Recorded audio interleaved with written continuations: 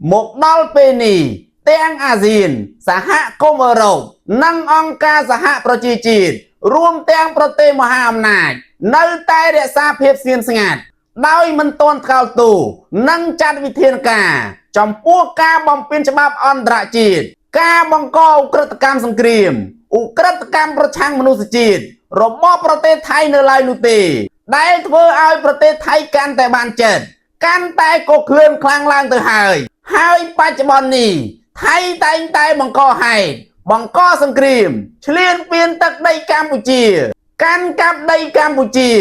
សង់សំណង់ខុសច្បាប់ថៃបានបំផ្លាញប្រាសាទបុរាណខ្មែរ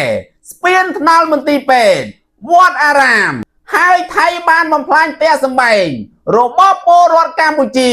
និងជនភៀសសឹករាប់ម៉ឺននាក់ហើយកម្ពុជានៅតែនិយាយថាថៃឈ្លានពានបើកការវាយប្រហារយ៉ាងកម្រោសាហាវព្រៃផ្សៃមកលើទឹកដីកម្ពុជាហើយថៃត្រូវតែទទួលខុសត្រូវគ្រប់បែបយ៉ាង